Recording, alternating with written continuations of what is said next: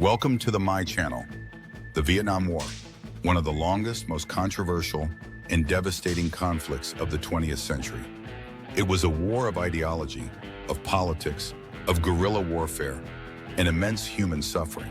But how did it begin? What were its key moments? And why did it leave such a deep scar on history? Vietnam's fight for independence began long before the U.S. ever got involved. In the 19th century, Vietnam was a French colony known as part of French Indochina. But in 1940, Japan occupied the region during World War II.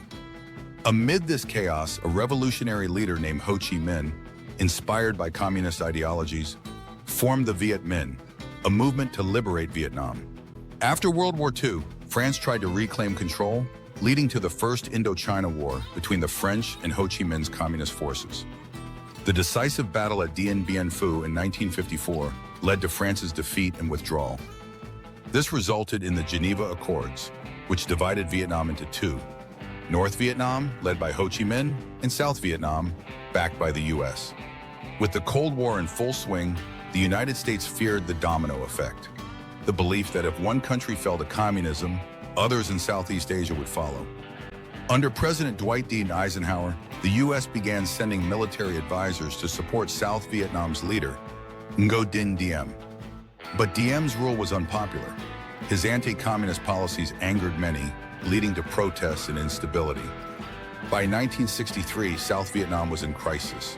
President John F. Kennedy increased U.S. involvement, but after his assassination, Lyndon B. Johnson took over.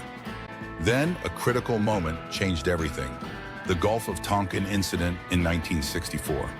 After an alleged attack on U.S. warships by North Vietnamese forces, President Johnson used the incident to justify sending full-scale combat troops into Vietnam. The war had officially begun. Unlike traditional wars, Vietnam was fought in dense jungles, where visibility was low and danger lurked at every corner. The Viet Cong, a communist guerrilla force in the south, used hit-and-run tactics, underground tunnel networks, and booby traps to weaken the U.S. military. In response, the U.S. used Agent Orange, a toxic herbicide, to destroy enemy hideouts. But the chemical caused severe health issues for both Vietnamese civilians and American soldiers, leaving generations affected. In 1968, the Tet Offensive changed everything. On the Vietnamese New Year, communist forces launched a surprise attack on over 100 cities, including the U.S. Embassy in Saigon. Though the U.S. repelled the attack, the American public was horrified. The war, once seen as winnable, now seemed unwinnable. Protests erupted across America. Soldiers returning home were no longer welcomed as heroes, but faced hostility and blame. Support for the war crumbled.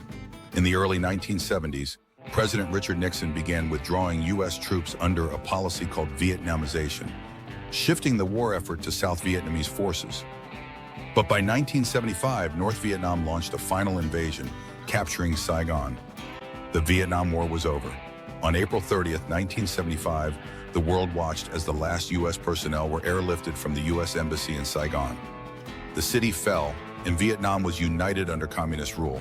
The cost of the war was staggering.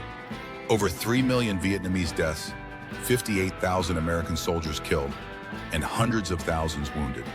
The war shattered American trust in the government and left a lasting impact on U.S. foreign policy. Today, Vietnam has moved forward, but the scars of war remain. For veterans, for families, for nations, the Vietnam War serves as a lesson in the cost of conflict and the power of resilience. What do you think about the Vietnam War?